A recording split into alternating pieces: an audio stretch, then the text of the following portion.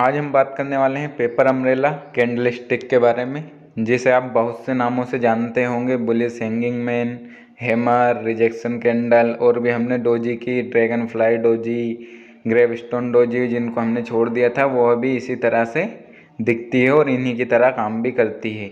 एक ही कैंडल के मार्केट में बहुत से नाम है, नाम रखना इतना इम्पोर्टेंट नहीं है, लेकिन यह किस तरीके से वर्क करती है यह जानना बहुत ज़रूरी है। यहाँ भी हमें ये सब नाम याद रखने की ज़रूरत नहीं है। बस हैमर और रिजेक्शन कैंडल के नाम से यह मार्केट में ज़्यादा पहचानी जाती है, तो हम भी हैमर और रिजेक्शन कैंडल के नाम से ही इसको याद रखेंगे। बाकी चीज़ को अपने दिमाग से हटा दीजिए। पहचान की अगर बात करें तो जैसा आप इसे स्क्रीन पर देख रहे हैं, इसी टाइप की यह होती है, जिसकी स्मॉल छोटी बॉडी होती है और जो शेडो है वह 1:2 के रेशो में होती है। शेडो जो आपको वाइट कलर की एक लाइन दिख रही है, इसी को शेडो विक बोलते हैं।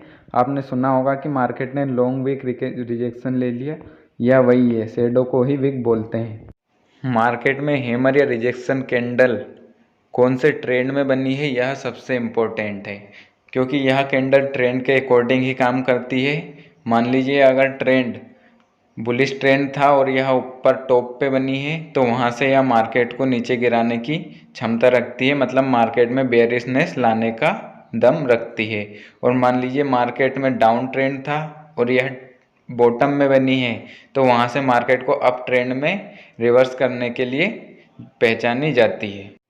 जैसा कि अभी आप देख पा रहे हैं, मार्केट डाउन ट्रेंड में वर्क कर रहा है और नीचे बॉटम में एक हैमर कैंडल या रिजेक्शन कैंडल, जो भी आप मान सकते हैं, वह बनी है। और उसके बाद किस तरीके से मार्केट अप ट्रेंड में कन्वर्ट हो गया, मतलब यहाँ से मार्केट ने किस तरीके से रिवर्सल लिया अप ट्रेंड में एक हैमर के बदौलत से, आप देख सकते हैं।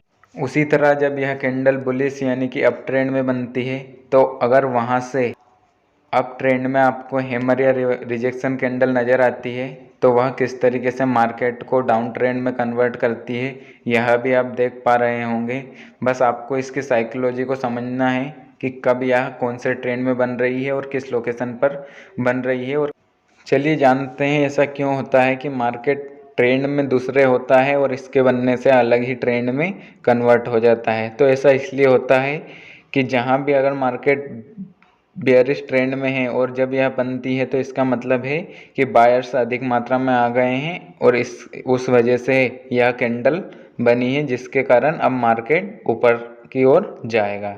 और जब यह बुलिश ट्रेंड में बनती है, तो इसका मतलब होता है कि वहाँ पर सेलर्स की अधिक संख्या हो गई है और वो वहाँ से मार्केट को नीचे गिराना चाहते हैं।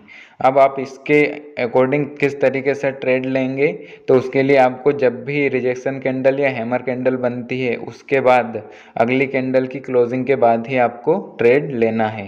अगर आप एक स्कैल्पर हैं और स्कैल्पिंग करते हैं, तो हैमर और रिजेक्शन कैंडल के द्वारा आप बहुत पैसे कमा सकते हैं। इस स्कैल्पिंग के लिए आपको क्विक डिसीजन लेना पड़ता है और क्विक ट्रेड लेके एग्जिट भी होना पड़ता है, और यह कैंडल उसी के लिए मानी पहचानी जाती है। और अगर आप बिगिनर हैं, बिगिनर अभी मार्केट में आप ज्वाइन हुए हैं, तो आप मेरे अकॉर्डिंग 15 मिनट चार्ट फ्रेम पर यह जब बनती है या 1 आवर के चार्ट फ्रेम पर, तो उसके बनने पर आप काम कीजिए। 5 मिनट और 3 मिनट के अकॉर्डिंग अगर आप इसको बनता देखेंगे, तो यह बहुत बार बनती है और बहुत बार फेल भी होती है, और आप बहुत बार फेक ब्रेकआउट का सामना भी करेंगे और अपने स्टॉप लॉस ज़्यादा से ज़्यादा हिट कराएंगे। इसलिए आप 15 मिनट और 1 आवर चार्ट फ्रेम के अकॉर्डिंग ही वर्क कीजिए अगर आप बिगिनियर है तो। चलिए हम अब बैक टेस्ट कर लेते हैं।